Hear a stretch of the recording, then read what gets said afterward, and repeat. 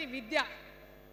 ఇవాళ ఇవాళ government schools అంటే ఆనాడు కేసీఆర్ గారు స్కూల్ బంద్ చేసుకుంటూ వచ్చారు, అదే రేవంత్ రెడ్డి గారు కొనసాగిస్తున్నారు.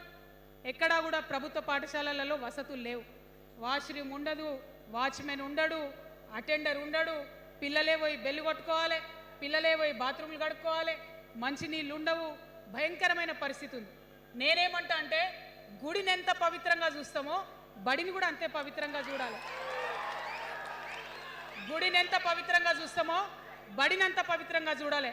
కాబట్టి నేను ఒక మాట అంటున్నా, ప్రతి ఊర్లో ఒక బడి ఉండాలి, ప్రతి తరగతికి ఒక టీచర్ ఉండాలి. ప్రతి ఊర్లో ఒక బడి ఉండాలి, ప్రతి తరగతిలో ఒక టీచర్ ఉండాలి. ఖచ్చితంగా అట్లా జరిగినట్టయితే ప్రభుత్వ పాఠశాలలు మంచిగా అవుతాయి. మరి నా పేద మధ్యతరగతి ఆడబిడ్డలు, మా అక్కలు అమ్మలు అనుకుంటున్నారు, అక్క మరి ఆల్రెడీ మా పిల్లలు ప్రైవేట్ స్కూళ్ళలో చదువుతున్నారు, వాళ్ళ సంగతి ఏందని.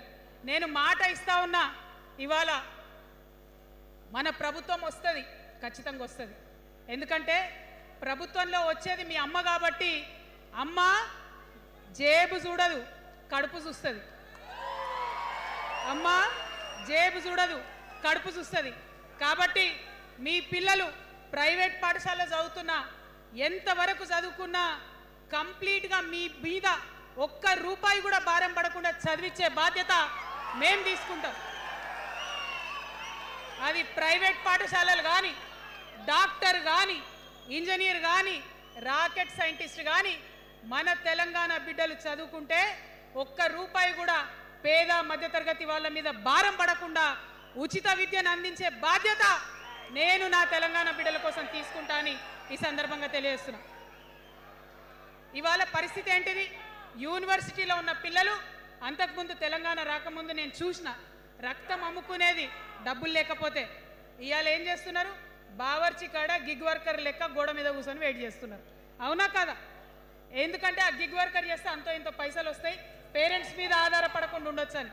మరి యూనివర్సిటీలను పట్టించుకున్నామా? బీఆర్ఎస్లో ఉన్నప్పుడు 10 ఏళ్ళు ఒక్క రూపాయి కూడా ఇవ్వలేదు యూనివర్సిటీకి. ఆ యూనివర్సిటీ మిత్రులకు, పాఠశాలలో ఉన్నటువంటి వారందరికీ నేను ఒకటే ప్రపోజల్ చేస్తున్నా, మీరు ఎంత చదువుకుంటారో చదువుకోండి, ఒక్క రూపాయి కూడా మీ మీద భారం పడకుండా చదివించే బాధ్యత తెలంగాణ రాష్ట్ర సేన తీసుకుంటుంది. ప్రైవేట్ పాఠశాలలు కూడా బాగుంటాయి, ప్రభుత్వ పాఠశాలలు కూడా బాగుంటాయి, కానీ భారం తల్లిదండ్రుల మీద పడదు. అది మీ అమ్మ ప్రభుత్వంలో జరగబోతుందని, మీ తల్లి ప్రభుత్వంలో జరగబోతుందని మీకు మాటిస్తా ఉన్నా. సెకండ్, మనకేమవుతుంది? మన తెలంగాణలో పేద మధ్యతరగతి ప్రజలకు ఏమవుతుంది? ఎవరన్నా ఇంట్లో రోగం వస్తే, ఒక యాక్సిడెంట్ అయితే ఇల్లు గుల్లవుతుంది. అందుకే ఆలోచన చేసి వైద్యం గురించి ఒక నిర్ణయం తీసుకున్నా. మన రెండో అంశం పాంచజన్యంలో వైద్యం కోసం అనేక అగచాట్లు పడుతున్నారు, అనేక ఇబ్బందులు పడుతూ ఉన్నారు. నేను ఒకటే మాట ఇస్తా ఉన్నా, ఏ రోగమన్నా రాని, ఎంత పెద్ద హాస్పిటల్ అన్నా కానీ, మన తెలంగాణలో మన జబ్బు ఎక్కడ తగ్గుతుందో అక్కడ మీ జేబులకెళ్ళి ఒక్క రూపాయి ఖర్చు కాకుండా ఉచిత వైద్యం అందించే బాధ్యత మేము తీసుకుంటా ఉన్నాం. ఉచితంగా విద్య ఇచ్చి, ఉచితంగా వైద్యం ఇచ్చినాక నా తెలంగాణ బిడ్డల మీద నాకు నమ్మకం ఉంది. మనం కష్టపడే బిడ్డలం, మీరే పైసలు సంపాదించి ఇస్తారు, మీరే రాష్ట్రాన్ని ముందుకు తీసుకుపోతారు. అవునా కదా? ఉచిత విద్య, ఉచిత వైద్యం మన రెండు అంశాలు పాంచజన్యంలో. మూడవది వ్యవసాయం. మా రైతన్నలు ఉన్నారు, మా రైతన్నలు ఎంతో కష్టపడి మరి పంటలు పండించి చెమటలు కక్కి మనందరికి అన్నం పెడతారు. మీ అందరినీ నేను కోరేది ఒకటే, ఇవాళ అందరూ అర్రాస్ పాట పాడినట్టు నీకు ఎకరానికి ఇంత ఇస్తా అని చెప్పి మాట్లాడుతున్నారు తప్పితే మనకున్న కష్టం ఎవరైనా తీరుస్తున్నారా? ఏం కష్టం ఉంటుంది రైతుకి? భూమి కష్టం ఉంటుంది, చెప్పుకోవాలి, భూమి మీద దాని ఇబ్బంది ఉంది. ఎంఆర్ఓ ఆఫీస్కి పోతే మనని ఎవడన్నా రాణిస్తాడా? మాట్లాడతాడా? నీ దోతి బాగలేదు, నీ అంగి బాగలేదు, నీ కాళ్ళకు మట్టి ఉండే, నీ చెప్పులకు మట్టి ఉండే, రానియరు.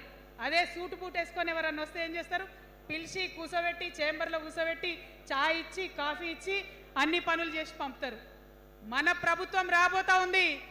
ఆ ప్రభుత్వంలో రైతే రాజు అనేటటువంటి నినాదాన్ని నిజం చేస్తాం. ప్రతి ఆఫీస్లో, అది ఎంఆర్ఓ ఆఫీస్ కానీ, కలెక్టర్ ఆఫీస్ కానీ, ప్రతి ప్రభుత్వ ఆఫీస్లో నేను రైతునని పోతే సపరేట్ కౌంటర్ ఉండాల్సిందే, కుర్చీ మీద కూర్చోబెట్టాల్సిందే, మీకు పని చేసి పెట్టాల్సిందేనని ఈ సందర్భంగా నేను తెలియజేస్తా ఉన్నా. నేను రైతునని గర్వంగా చెప్పుకునే విధంగా మేము పరిపాలన చేస్తాం. అది కాకుండా మిగతా ఏదైతే టైంకి రావాల్సిన కరెంటు, ఇప్పుడు రేవంత్ రెడ్డి గారి దయ వల్ల మళ్ళీ రాత్రిపూట కరెంట్ వస్తుంది. అట్లా ఉండదు. రేపు మన ప్రభుత్వం వస్తుంది, టీఆర్ఎస్ ప్రభుత్వం వస్తుంది. వచ్చినాక 24 గంటలు నాణ్యమైన కరెంటు, పొద్దటిపూట కరెంటు, రైతులకు ఉచిత కరెంట్ ఇస్తాం. అదేవిధంగా యూరియా కావచ్చు, కొనుగోలు కేంద్రాలు కావచ్చు, మీరు ఎక్కడ పోయి అడగాల్సిన అవసరం లేకుండా అన్నీ మీ దగ్గరకు వచ్చేటట్టు చేస్తాం. మరి అనేక అంశాలు ఉన్నాయి రైతుల గురించి మాట్లాడేటి. ఇప్పుడు ఎంత గోసపడుతున్నారో తెలుసు. ఒక్కొక్కటి మాట్లాడుకుంటూ వెళ్దాం. రైతుని రాజుని చేసేది నినాదంగా ఉండే దాన్ని నిజం చేస్తామని మాత్రం మీ చెల్లెగా సోదరిగా నేను మీకు మాట ఇస్తా ఉన్నాను. ఇక 4వ అంశం ఉపాధి. మనకి ఇక్కడ చాలా యూత్ ఉన్నారు. మిమ్మల్ని అందరూ నేను ఒక మాట చెప్తా ఉన్నా, ఒక మాట అడుగుతా ఉన్నా. ప్రతి ప్రభుత్వం ఏం చెప్తుంది? ప్రతి ప్రభుత్వం స్వతంత్రం వచ్చినప్పటి నుంచి ఇప్పటి వరకు ఏం చెప్తారు? ఉద్యోగాలు ఇస్తాం, ఉద్యోగాలు ఇస్తాం, ఉద్యోగాలు ఇస్తాం. అవునా? అసలు నాకు మాట తెలియక అడుగుతా. ఒక యువ మిత్రుడు ఉంటే, ఒక యువతి ఉంటే, నేను వ్యాపారం చేసుకోవాలనా, నేను ఉద్యోగం చేసుకోవాలనా, నేను కళారంగానికి పోవాలనా, నేను ఇంకోటి కావాలనా అనే స్వేచ్ఛ నాకు ఉండాలి కదా, నాకు ఉండాలి. కానీ ప్రభుత్వాలు మనకేం చెప్తాయి? నువ్వు ఉద్యోగం చేయి, 9 to 5 ఉద్యోగం చేయి, బానిస బతుకు అనేటటువంటి కండిషనింగ్ చేస్తూ ఉన్నాయి. ఇప్పుడు చాలామంది యూత్తో నేను మాట్లాడినా, నాకు ఒక మాట చెప్తా ఉన్నారు. అక్క, మా పరిస్థితి ఎంత ఘోరం ఉందంటే బయట ఉద్యోగం దొరుకుతలేదు చదువుకున్న చదువుకి. మా అమ్మ సెల్ఫ్ హెల్ప్ గ్రూప్లో ఉండి ఆమె 2 లక్షల రూపాయలు తీసుకొచ్చి ఇస్తే నేను బండి కొనుక్కోవాలి. ఆమె 3 లక్షల రూపాయలు తీసుకొచ్చి నాకు ఇస్తే నేను ఆటో కొనుక్కొని నడుపుకోవాలి. వయసు వచ్చిన కొడుకుని, వయసు వచ్చిన బిడ్డని తల్లి దగ్గర చేయి జాపాలంటే నామోష్ అనిపిస్తుంది అక్క అని అనేక మంది చెప్పారు.